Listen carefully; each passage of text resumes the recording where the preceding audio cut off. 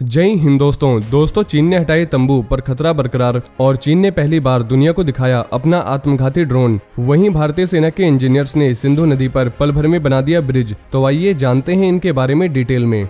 दोस्तों चीन ने दुनिया के सामने पहली बार अपना स्विचबल आत्मघाती ड्रोन यानी सुसाइड ड्रोन पेश किया है। ये ड्रोन बारूद से लैस है जो रेकी करने के साथ साथ हमले को भी अंजाम दे सकता है। इस आत्मघाती ड्रोन का नाम FH901 है। इसे चीन की सरकारी company China aerospace science and technology corporation ने डेवलप किया है। इस ड्रोन की लॉन्चिंग के दौरान चीन ने एक वीडियो फुटेज भी दिखाया है जिसमें FH901 ड्रोन को एक टैंक के ऊपर हमला करते हुए देखा गया है। वीडियो में ड्रोन के हमले के बाद टैंक बर्बाद हो गया। हालांकि पूरी दुनिया जानती है कि चीन ऐसे झूठे वीडियो जारी कर प्रोपोगेंडा फैलाने में भी एक्सपर्ट है। ऐसे में चीन के सभी वेपन्स की ताकत वॉर के मैदान में ही साबित की जा सकती है। चीन के सरकारी मीडिया ग्लोबल टाइम्स ने दावा किया कि डिफेंस एक्सपर्ट ने FH901 को अमेरिका के स्विच ब्लेड सुसाइड ड्रोन के बराबर बताया है।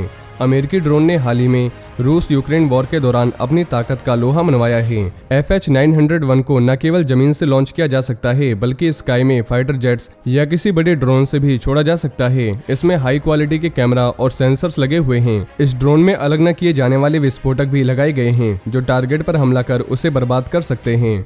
2004 के बाद से China aerospace science and technology corporation ने CH और FH सीरीज के कई ड्रोन डेवलप किए हैं और इनमें से कुछ का एक्सपोर्ट भी किया गया है। चीन का दावा है कि ये drone aerial geophysical exploration, forest fire fighting, emergency rescue और इमरजेंसी मैपिंग जैसे काम को अंजाम दे सकते हैं और इसका इस्तेमाल स्वार्म ड्रोन की तरह भी किया जा सकता है जिससे दुश्मन के पास बचने का कोई भी मौका नहीं होगा। लेकिन भारत भी तेजी से स्वार्म ड्रोन टेक्नोलॉजी की तरफ कदम बढ़ा रहा है जिसकी झलक कई बार देखी गई है।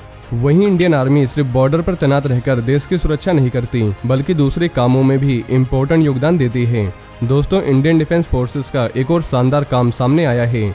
इंडियन आर्मी के कोर ऑफ इंजीनियर्स ने लद्दाख सेक्टर में सिंधु नदी पर मात्र कुछ घंटे के अंदर ही पुल बनाकर तैयार कर दिया। इस पुल को फ्लोटिंग पुल कहा जाता है। सेना की ओर से सिंधु नदी पर बनाए गए टेम्परेरी पुल का एक वीडियो भी सामने आया है। वीडियो में दिख रहा है कि कई गाड़ियों पर पुल के सामान लदे हुए हैं। एक एक कर गाड़ियां नदी में जाती है और सामान गिराती है। दोस्तों ये टेम्परेरी पुल एक तरह से ऑटोमेटिक होता है। पानी में गिराए जाने के बाद वो अपने आप खुल जा रहा है। इसके बाद एक एक करके सभी को जोड़ दिया जा रहा है और देखते ही देखते पल भर में पुल तैयार हो जाता है और उस पर सेना के व्हीकल्स की आवाजाही भी शुरू हो जाती है। और ये एक्सरसाइज पूर्वी लद्दाख में सप्त शक्ति इंजीनियर्स ने की है।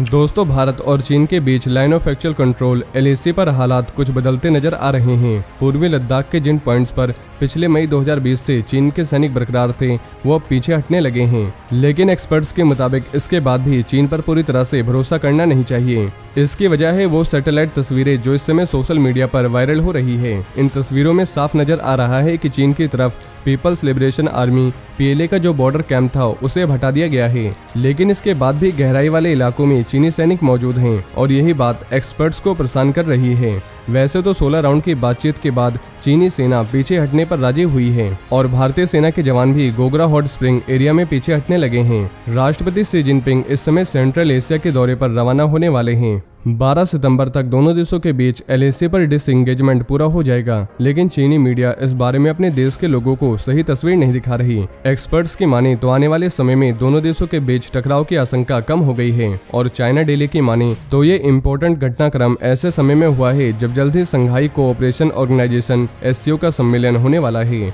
चीन की सरकारी मीडिया की तरफ से PLA और चीन के विदेश मंत्रालय का बयान इंग्लिश में तो जारी किया गया लेकिन चीनी भाषा में इसे रिलीज नहीं किया गया।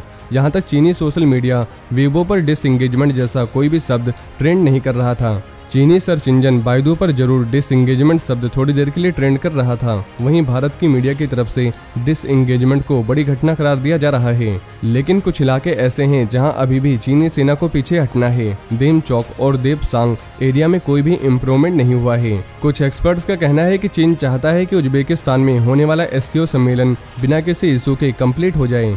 ऐसे में गोगरा हॉट स्प्रिंग एरिया में डिसएंगेजमेंट शुरू किया गया है और भारत में डिफेंस एक्सपर्ट का कहना है कि चीन के साथ जैसा एक्सपीरियंस रहा है उसके बाद अभी सावधान रहने की जरूरत है। पिछले 3 दशकों में भारत और चीन के बीच कई समझौते हुए हैं जिनका मकसद बॉर्डर पर शांति बरकरार रखना था, लेकिन चीन ने हमेशा भारत को धोखा ही दिया है।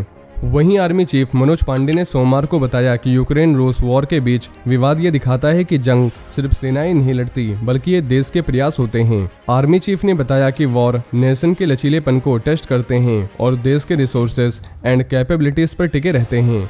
रूस और यूक्रेन के बीच चल रहे वॉर को आधा साल हो चुका है और ये एक परफेक्ट एग्जाम्पल है। उन्होंने बताया जो लोग राष्ट्रीय सुरक्षा से जुड़े हैं उनके लिए ये इम्पोर्टेंट सबक है। ऐसा ही एक सबक जो साफ तौर से सामने आया है वो ये है कि मिलिट्री ऑपरेशंस के स्पीड, इंटेंसिटी और पहुंच लॉजिस्टिक सपोर्ट की ताकत, एजिलिटी एंड एबिलिटी पर निर्भर करती है।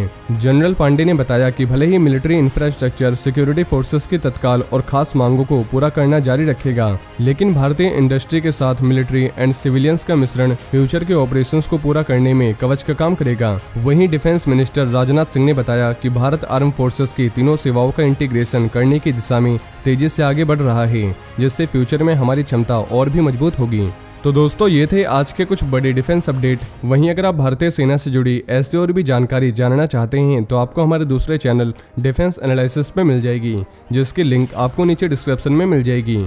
और ये इन्फॉर्मेशन अगर आपके लिए यूजफुल रही हो तो वीडियो को ज़्यादा से ज़्यादा शेयर करें और चैनल को सब्सक्राइब करना न भूलें। जय हिंद, जय भारत।